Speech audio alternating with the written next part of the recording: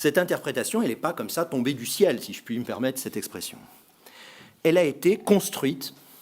par un certain nombre d'auteurs, dont le principal, vous connaissez peut-être son nom au moins, c'est Jean Bobéro, qui a, à partir de la fin des années 80, pour répondre à un nouveau contexte, après les affaires de Creil,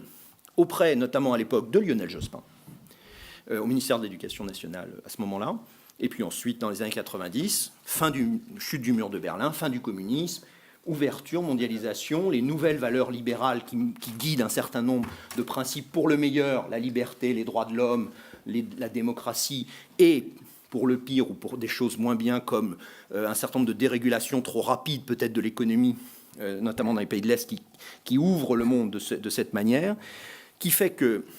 son interprétation face à des nouveaux enjeux, les jeunes filles voilées de Creil et les nouvelles tensions autour de l'arrivée de lecture de l'islam qui n'était pas présente avant dans l'immigration d'origine maghrébine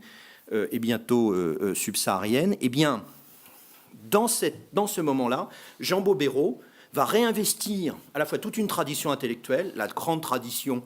du protestantisme français, la tradition de la minorité qui a combattu l'édit de Nantes, les guerres de religion, etc., contre la religion majoritaire. Il va réinvestir cette tradition, en faire son sujet, devenir le titulaire de la chaire de la laïcité à l'École pratique des hautes études, créer le groupe de sociologie des religions